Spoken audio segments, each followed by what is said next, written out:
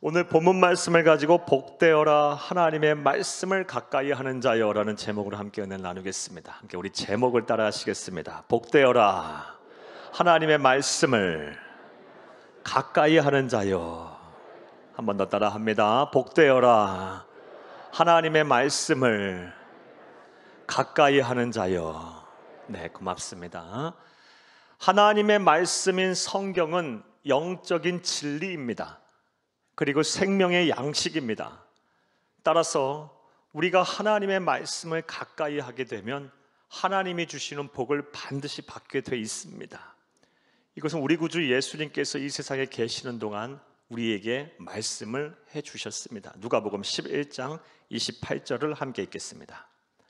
예수께서 이르시되 오히려 하나님의 말씀을 듣고 지키는 자가 복이 있느니라 하시니라. 아멘. 하나님의 말씀을 듣고 지키는 자, 가까이 하는 자가 복이 있다라고 우리 주 예수님께서 말씀을 하셨습니다.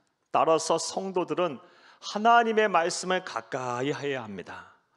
자, 그런데 오늘날 많은 성도님들이 하나님의 말씀을 가까이 하지 않습니다. 성경을 가까이 하지 않습니다. 그래서 하나님이 주시는 복을 온전히 받아 누리지 못하는 경우가 참으로 많습니다. 특별히 코로나 상황이 장기화되는 지금 그러한 현상, 그러한 상황은 더 두드러지게 나타나고 있는 것 같습니다. 사랑하는 여러분, 여러분들에게도 한번 여쭤보겠습니다. 여러분들은 하나님의 말씀을 가까이 하고 계십니까? 이와 관련해서 설교를 준비하면서 참 마음이 아픈 여러 가지 통계를 몇 가지 보았습니다. 여러분에게 좀 소개를 하겠습니다. 먼저 얼마 전에 여론 전문조사 기관이 발표한 통계를 보니까 한국 교회 성도들 중에 이렇게 예배를 주일날 드리는 성도 중에 52%는 주중에 전혀 성경을 읽지도 아니하고 성경을 공부하지도 아니하고 가까이 하지 않는다라고 응답을 했다고 합니다. 쉽게 말해서 성도들 중에 반은 주중에 성경이 어디 있는지도 모르고 잘 놓아두었다가 주일날 이렇게 툴툴 터고 이 성경을 가지고 예배를 드리러 오셨다는 것입니다. 요즘은 또 영상으로 송출도 잘 되니까 아예 그마저도 안 하시는 분들도 많이 계시리라고 봅니다. 또 코로나가 이렇게 진행되면서 과거에 주중에 성경을 열심히 또 가까이 하시던 분들도 이 코로나가 장기화되는 상황 속에서 성경을 가까이 하지 않게 된 비율이 12%나 늘어났다고 합니다. 사랑하는 여러분, 더 충격적이고 더 마음 아픈 통계도 있습니다. 얼마 전에 목회 데이터 연구원에서 발표한 기독 청소년의 코로나 이후 성경 읽기와 공부의 변화라는 보고서를 읽어보니까 우리 청소년들, 기독 청소년들의 상태가 아주 심각합니다. 예수를 그래도 믿는다고 하는 우리 청소년들, 10대들이요, 코로나를 지나면서 성경을 과거보다 더 읽지 아니하고 더 멀리하게 됐다고 합니다. 무려 34%나 그렇게 응답을 했다고 합니다. 이전보다 더 성경을 멀리하게 됐다. 코로나를 지나면서 이전보다 더 성경을 멀리하게 됐다는 비율이 34%나 늘어났다고 해요. 그리고 반면에 성경을 이전보다 더 코로나를 겪으면서 더 많이 보게 됐다라고 응답한 비율은 12%밖에 안 됐다고 합니다.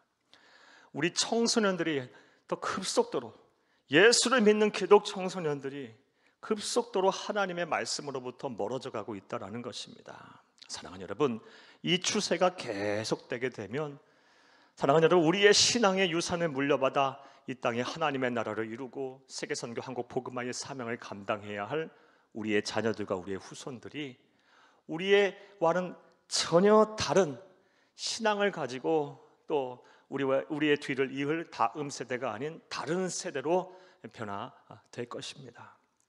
그러하기에 우리는 심각한 위기의식을 좀 가지고 우리의 부모 세대, 우리 기성세대, 우리의 장년들은 우리의 자녀들과 후손들이 하나님의 말씀을 가까이 하도록 부지런히 권면하고 가르치고 또 도와주어야 할 것입니다. 할렐루야! 그래서 오늘은 우리 모든 성도님들이, 하나님의 말씀을 듣는 모든 성도님들이 하나님의 말씀을 가까이 하기를 바라며 우리가 하나님의 말씀을 가까이 했을 때 어떠한 복을 받게 되는지 말씀을 드리며 은혜를 나누겠습니다. 그 은혜 시간 되기를 간절히 주의 이름으로 축복합니다. 사랑하는 여러분, 그렇다면 우리가 하나님의 말씀을 가까이 할 때 어떠한 복을 받게 될까요? 이에 앞서서 먼저 하나님의 말씀을 가까이 한다는 것이 어떻게 하는 것인지부터 여러분에게 좀 말씀을 드리겠습니다. 사랑하는 여러분, 기독교 2000 역사를 통하여 우리 믿음의 선배들은 다음과 같이 5가지 방법으로 하나님의 말씀을 가까이 했고 또 그 믿음을 우리에게 전해 주었습니다. 첫 번째로 하나님의 말씀을 가까이 하는 방법은 하나님의 말씀인 성경을 열심히 읽는 것입니다. 이것이 바로 하나님의 말씀을 가까이 하는 방법입니다.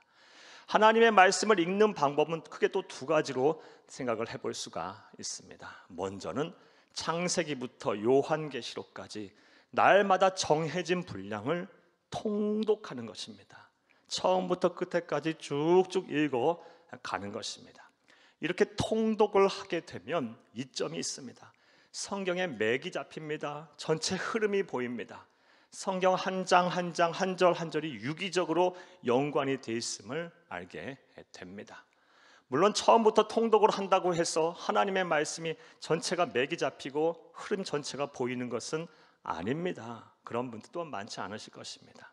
하지만 염려할 필요가 없습니다. 사랑하는 여러분, 우리 삼국지 위서편에 이러한 말이 있습니다. 독서 100편 하면 의자현이라. 이게 무슨 말입니까? 똑같은 글, 똑같은 책을 100번 읽게 되면 그 뜻이 스스로 깨우쳐진다라는 뜻입니다. 성경도 마찬가지입니다. 처음부터 끝까지 계속 통독을 이렇게 날마다 반복하게 되면 반드시 성경 전체에 맥이 잡히고 그 뜻이 파악이 될 것입니다. 그러하기에 우리는 하나님의 나라 가는 그날까지 날마다 정해진 분량을 날마다 통독해야 합니다.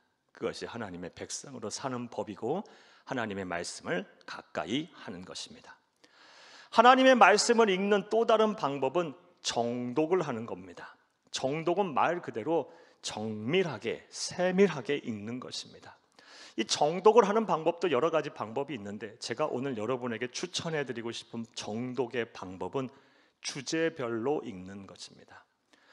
예를 들어서 구원이면 구원에 관한 구절을 찾고 구원에 관한 내용을 보고, 그리고 사랑이면 사랑에 관한 내용을 찾고 사랑에 대한 구절을 보고, 전도면 선교면 복음 전파면 그런 것에 대한 구절을 찾고 그런 말씀을 보고, 위로가 필요하면 위로에 관한 구절을 찾고 위로에 관한 내용을 살펴보고, 이렇게 주제별로 성경을 잘 찾아서 그 말씀을 잘 정밀하게 읽게 되면 효과적이고 이상적이고 오류 없이 하나님의 말씀을 잘 읽을 수가 있을 것입니다. 자, 하나님의 말씀을 가까이 하는 첫 번째 방법은 하나님의 말씀을 열심히 읽는 것입니다.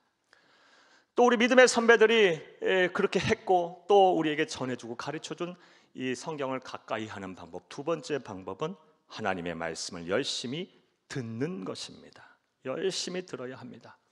사랑하는 여러분, 혼자서 성경을 읽기만 하면 성경이 내포하고 있는 깊고 오묘한 진리를 온전히 깨달을 수가 없습니다. 또한 때로는 이 성경을 혼자 읽기만 하면 자의적인 해석에 빠지기가 쉽습니다. 무엇보다 성경을 읽기만 하고 듣지를 아니하면 믿음이 자라지를 않습니다. 이것은 하나님이 말씀을 통해서 우리에게 분명히 말씀을 하셨습니다. 로마서 10장 17절을 함께 읽겠습니다. 그러므로 믿음은 들음에서 나며 들음은 그리스도의 말씀으로 말미암느니라. 아멘. 믿음이 자라려면 말씀을 들어야 합니다. 듣지 않고서는 믿음이 안 자랍니다. 그러하기에 우리는 열심히 하나님의 말씀, 강단에서 선포되는 이 설교의 말씀을 잘 들으셔야 합니다. 그것이 하나님의 말씀을 가까이 하는 것입니다. 말씀을 들을 때도 우리가 주의해야 할 것이 있습니다. 먼저 설교자가 하나님의 말씀인 성경에 근거해서 성경을 말하고 복음을 증거하고 성경을 해석하고 적용을 하면 하나님의 음성으로 들으시기를 간절히 주의 이름으로 부탁을 합니다. 마음의 문을 열고 믿음의 눈을 들어 이 하나님의 음성이라고 여기고 들어야 돼요. 또한 간절히 들을 때는 은혜를 사모하며 들어야 합니다.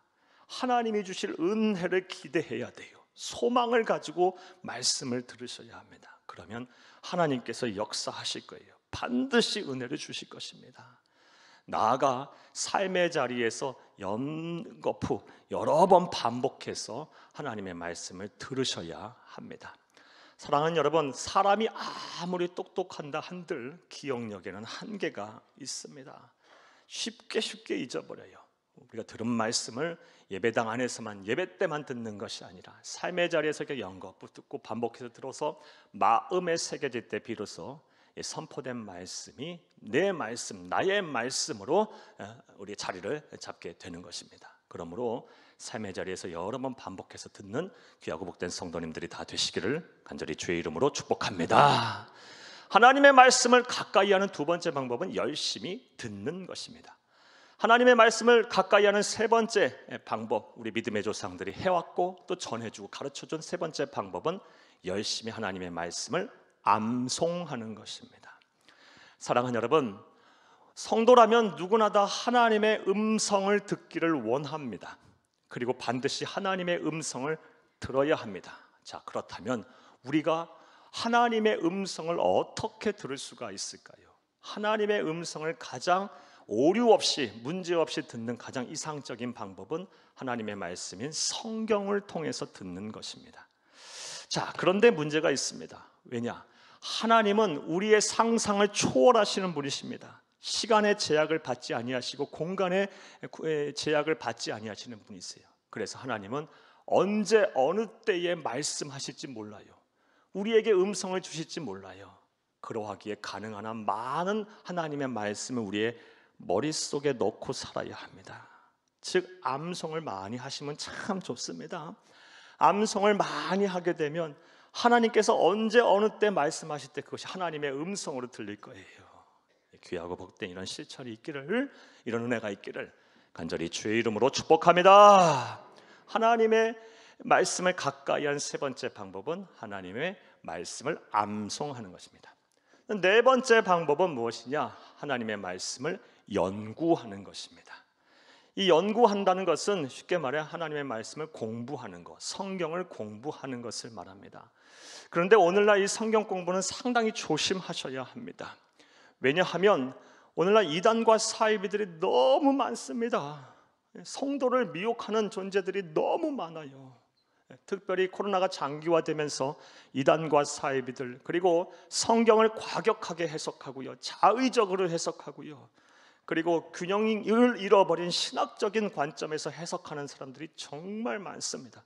또 그런 사람들이 인터넷상에 얼마나 많은 영상들을 올려놓은지 몰라요.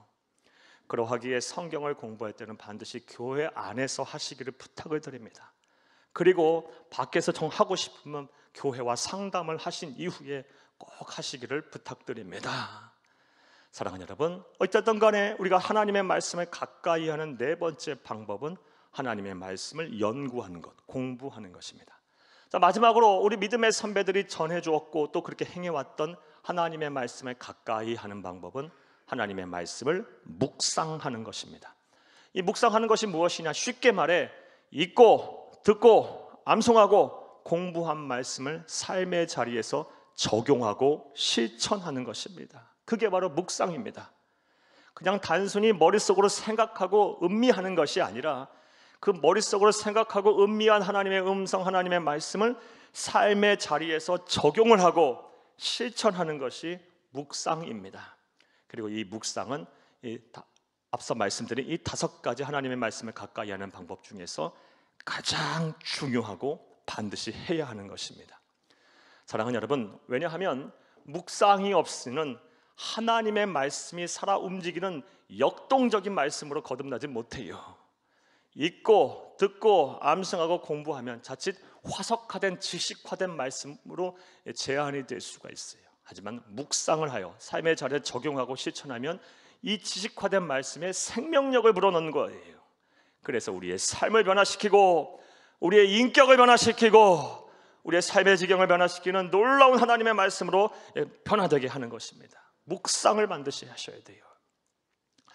자, 저는 지금까지 하나님의 말씀을 가까이 하는 다섯 가지 방법에 대해서 말씀을 드렸습니다. 열심히 읽고 열심히 듣고 열심히 암송하고 열심히 공부하고 열심히 묵상하시기를 간절히 바랍니다. 그리하면 하나님께서 하나님의 말씀에 가까이 하는 자에게 반드시 복을 주신다 했으니 우리에게도 복을 주시리라 믿습니다. 자, 그렇다면 이제 이러한 내용 이해를 바탕으로 좀 더 구체적으로 생각을 해보겠습니다. 우리가 하나님의 말씀을 가까이 했을 때 하나님은 우리에게 어떠한 복을 주실까요? 자, 이제부터 따라 하시겠습니다. 첫째로, 거룩하게 됩니다. 하나님의 말씀을 가까이 하게 되면 우리의 삶이 거룩해져요. 우리의 인격이 거룩해져요. 우리의 성품이 거룩해져요. 쉽게 죄의 유혹에 빠지지 않아요. 이렇게 됩니다. 이것이 바로 우리가 하나님의 말씀에 가까이 했을 때 우리가 받게 되는 첫 번째 복입니다. 사랑하는 여러분, 오늘 본문 말씀에 속한 시편 119편의 저자, 기록자는 정확히 누군지 우리가 알 수가 없습니다. 물론 원저자는 성령 하나님이시죠. 이걸 누가 기록했고 누가 썼는지는 정확히 알 수 없어요. 다만 이 내용으로 보나 표현 기법으로 볼 때 다윗이 썼을 거다라고 추정하고 이것이 지배적인 의견입니다. 저 또한 동의를 해요. 다윗이 쓴 시라고 볼 수가 있습니다. 시편 119편의 특징에 대해서 말씀을 여러분에게 드리면 신구약 66권을 통틀어서 가장 긴 절을 보유한 이런 장입니다. 무려 176절이나 됩니다. 어마어마한 양이죠. 이 시편 119편, 오늘 본문 말씀에 속한 119편의 핵심 주제와 내용도 여러분에게 말씀을 드리면 다음과 같아요. 그 내용과 주제는 1절과 2절 오늘 우리 본문을 통해서 알 수가 있어요. 함께 읽겠습니다. 행위가 온전하여 여호와의 율법을 따라 행하는 자들은 복이 있으며 여호와의 증거를 지키고 전심으로 여호와를 구하는 자는 복이 있도다. 1절도 복이 있고 2절도 복이 있다 그래요. 무엇을 하는 자? 율법을 따라 행하는 자, 율법의 증거들을 지키는 자, 즉 하나님의 말씀을 가까이 하는 자는 뭐다? 복이 있다. 이게 바로 시편 119편의 핵심 내용이고 주제입니다. 지금까지 말씀드린 이 시편 119편의 개관을 종합을 하면 다음과 같이 말을 할 수가 있어요. 다윗이 하나님의 말씀을 가까이 했더니 복이 막 쏟아졌어요. 얼마나 많은 복이 쏟아졌는지 할 얘기가 많아서 176절까지 얘기를 한 거예요. 그러니까 이처럼 하나님의 말씀을 가까이 하면 하나님의 복을 주시되 막 넘치도록 주시는 거예요. 이런 은혜와 복이 저와 여러분의 복이 되기를 간절히 주의 이름으로 축복합니다. 그리고 그렇게 해서 받게 될 첫 번째 복이 무엇이다? 바로 거룩하게 살게 된다라는 것입니다. 거룩함에 이르는 복, 이게 우리가 받게 될 첫 번째 복이에요. 사랑하는 여러분, 성도의 삶에 있어서 거룩함이란 매우 중요합니다. 왜냐하면 우리의 신앙의 대상이 되시고 예배의 대상이 되시고 기도의 대상이 되시고 기도를 받으시는 분이시고 우리의 구세주가 되시는 하나님이 절대적으로 거룩하신 분이기 때문이에요.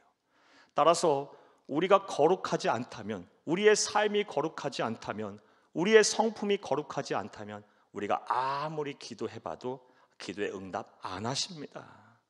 우리의 삶이 거룩하지 않다면 우리가 예배드려도 하나님 우리의 예배를 안 받으십니다. 우리의 삶이 거룩하지 않다면 설교의 은혜를 받아도 그 은혜를 간직하기가 쉽지가 않습니다. 결국 우리가 거룩하지 않다면 하나님으로부터 복을 못 받습니다. 그러하기에 성도의 삶에 있어서 거룩함은 매우 중요해요.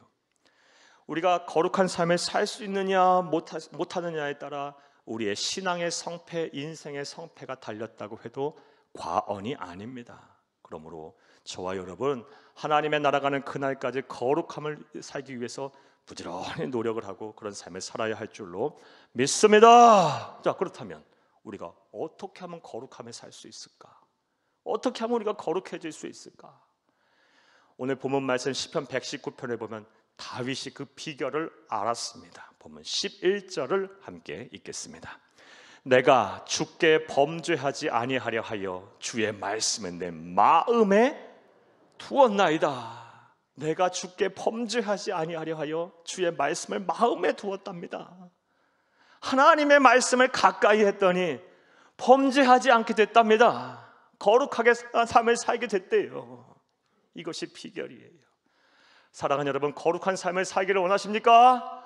그렇다면 하나님의 말씀을 가까이 하시기를 간절히 주의 이름으로 축복합니다. 사랑하는 여러분, 실제로 이러한 일들은 우리 삶 가운데 많이 일어나고 있습니다. 얼마 전에도 한 성도님이 저에게 다음과 같은 말씀을 해주셔서 제가 큰 은혜를 받았어요. 성도님이 저 이렇게 말씀하시는 거예요. 목사님, 제가 아주 시동생이 아주 미웠는데요. 아주 미웠는데 이 시동생을 이제 사랑하게 됐어요. 이제는 미워하지 않게 됐어요. 그래서 어떻게 그렇게 되셨습니까? 미워하던 시동생을 사랑하기란 참 쉽지 않지 않습니까? 그런데 어떻게 그렇게 되셨어요? 라고 여쭤봤더니 이렇게 말씀하시는 거예요. 제가 성경을 읽다가 우연히 요한일서 3장 15절을 읽었어요. 요한일서 3장 15절 무슨 말씀이냐? 형제를 미워하는 자는 살인하는 자니 곧 살인하는 자에게는 그 속에 영생이 없음을 너희가 아느니라 라는 말씀이에요. 무서운 말씀이죠. 이 말씀을 읽고 가슴이 철렁 내려앉았대요. 그래서 내가 시동생을 미워하면 안 되겠구나 라고 생각이 들어서 이 핸드폰 배경화면에 이 말씀을 저장하고요. 그리고 사무실의 책상 위에 컴퓨터 모니터에 이 말씀을 적어서 붙여놨대요. 그리고 시동생이 마음을 뒤집어 놓을 때마다, 속상하게 할 때마다, 미움의 감정이 생길 때마다 핸드폰에 들여다보고 그렇게 날마다 했대요. 놀라운 일이 일어난 거예요. 형제를 미워하지 않게 됐어요. 화목하게 됐답니다. 사랑하는 여러분, 핸드폰에 배경화면 저장하는 거, 컴퓨터 모니터에 성경 구절 하나 적어놓는 거, 그리고 쳐다보는 거 대단히 힘들고 어려운 일 아니지 않습니까? 이런 정도만 해도 변화가 일어나요. 하나님의 말씀을 가까이 하게 되면 거룩하게 살게 된다니까요. 사랑하는 여러분, 다른 대안이 없어요. 우리가 무엇으로 거룩해지겠어요? 우리가 무슨 행실로 하나님 앞에 서겠어요? 거룩함 앞에 서겠어요? 하나님의 말씀을 가까이 하셔서 거룩함에 이르시기를 간절히 주의 이름으로 축복합니다. 자, 우리가 하나님의 말씀을 가까이 할 때 받게 될 첫 번째 복, 거룩한 삶을 살게 된다라는 것입니다. 또 두 번째로 우리가 하나님 앞에 말씀을 가까이 하게 될 때 어떤 복을 받게 될까요? 따라 하시겠습니다. 둘째로, 고난 중에 나를 살리는 위로를 받게 됩니다. 고난 중에 나를 살리는 위로를 받습니다. 50절을 함께 읽겠습니다. 이 말씀은 나의 고난 중에 위로라. 주의 말씀이 나를 살리셨기 때문이니이다. 아멘. 이 말씀은 나의 고난 중에 위로라. 다윗이요, 고난 중에 하나님의 말씀을 가까이 했더니 위로를 받았어요. 그래서 주의 말씀이 나를 살리셨다 라고 신앙 고백하고 있어요. 이처럼 우리가 하나님의 말씀을 가까이 하면요, 고난 중에 나를 살게 하세요. 위로하세요. 나를 살리세요. 이러한 은혜와 복이 저와 여러분의 복이 되기를 간절히 주의 이름으로 축복합니다. 축복합니다. 사람이 세상을 살다 보면 별의별 고난을 다 겪습니다. 참 산다는 것이 쉽지가 않습니다.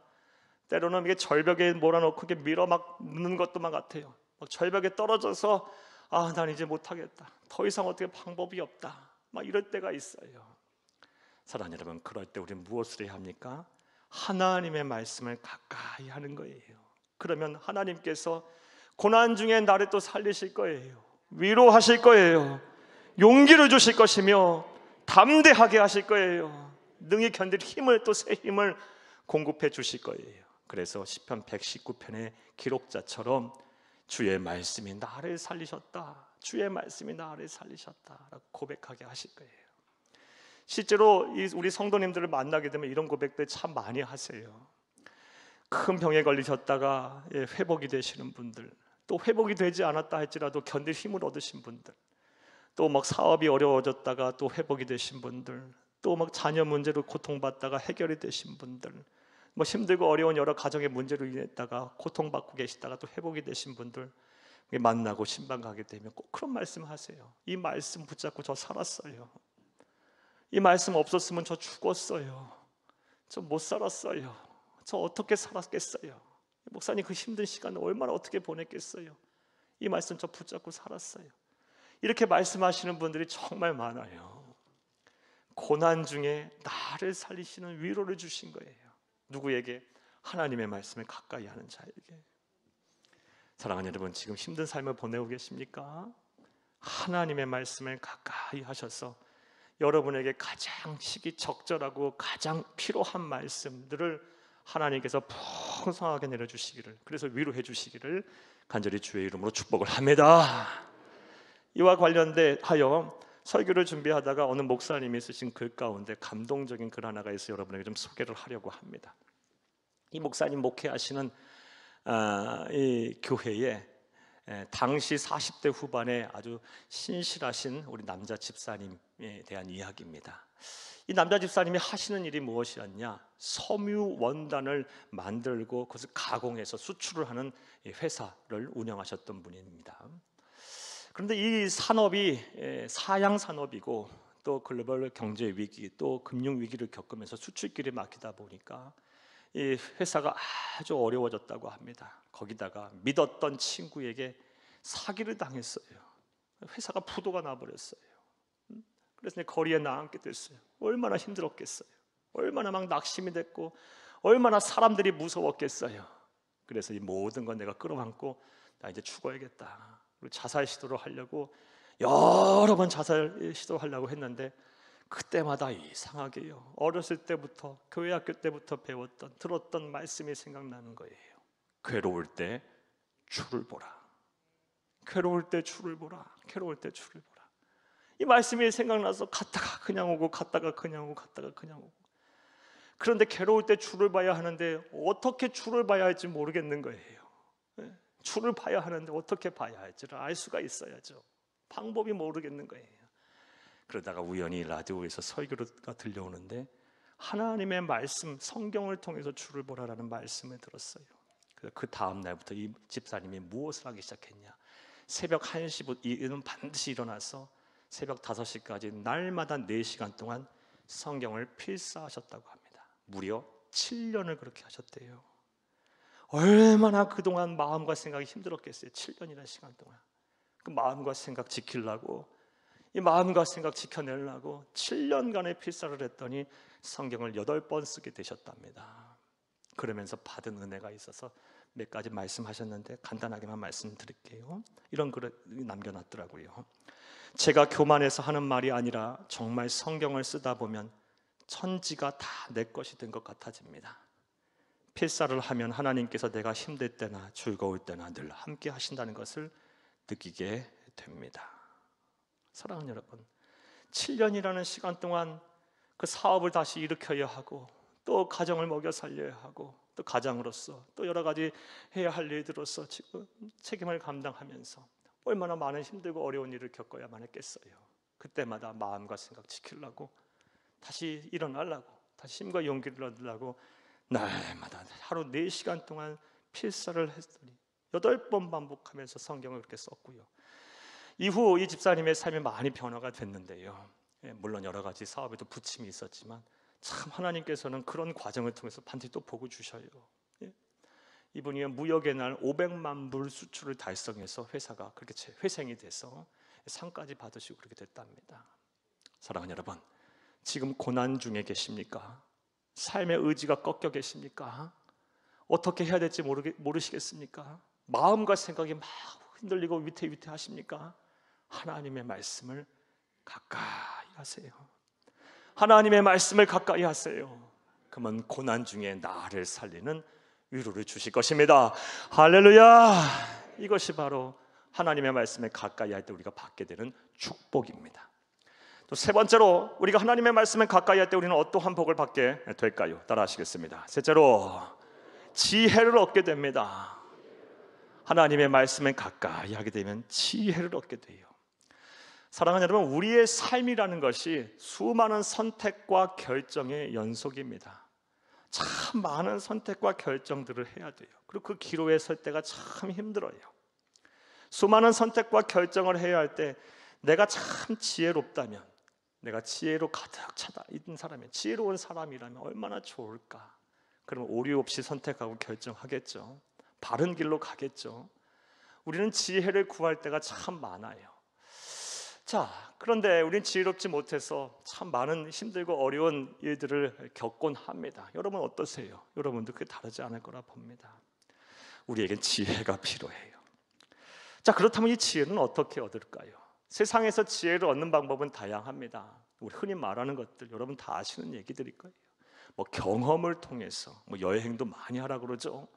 여러 가지 시행착오도 겪어보라고 해요. 경험을 통해서 우리는 지혜 얻을 수 있어요. 또 공부해서 여러 책들을 통해서 고전을 읽고요, 또 학문을 닦음으로 인해서 우리가 지혜를 얻을 수도 있고, 또 현인들, 지혜자들과 대화하면서 지혜를 얻을 수도 있어요. 그런데 우리가 얻어야 할 궁극적인 지혜, 보배 같은 지혜는요, 전지전능하시고 지혜의 보고이신 하나님이 주셔야 돼요. 우리의 인생을 주관하고 계시며 우리의 생각과 마음, 우리의 모든 것을 창조하신 설계자가 주셔야 돼요. 가장 완벽한 지혜를 주실 수가 있어요. 그러므로 우리는 하나님께 지혜를 받아야 돼요. 자, 그렇다면 또 생각을 해봐요. 하나님께 어떻게 그 지혜를 받아요? 오늘 본문 말씀을 보게 되면 시편 기자가 그 답을 얻어냈어요. 그리고 그 지혜를 받았습니다. 97, 98절을 함께 읽겠습니다. 내가 주의 법을 어찌 그리 사랑하는지요, 내가 그것을 종의 작은 소리로 읊조리나이다. 주의 계명들이 항상 나와 함께 하므로 그것들이 나를 원수보다 지혜롭게 하나이다. 아멘. 어찌 하나님의 법을 이렇게 사랑했는지 그냥 종이 작은 소리로 읊조렸답니다. 얼마나 지혜가 필요했으면요, 그래서 얼마나 많은 어려움, 지혜롭지 못해서 많은 선택과 결정을 해서 후회를 했으면 이 지혜를 얻기 위해서 이 하나님 앞에 종이 읊조렸겠어요. 그랬더니요, 주의 말씀들이 나와 함께함으로 내가 원수보다 지혜롭게 됐답니다. 지혜를 받은 거예요. 하나님의 말씀을 가까이 하며 기도했더니 지혜를 주셨어요. 사랑하는 여러분, 여러분들도 지혜가 필요하시라 봅니다. 반드시 하나님이 주신 지혜를 받으셔야 합니다. 하나님의 말씀을 가까이 하시고 기도하셔서 이 지혜를 온전히 받아 누리시는 여러분들이 다 되기를 간절히 주의 이름으로 축복합니다. 이와 관련해서 죄송하지만 제 얘기 조금 해드리겠습니다.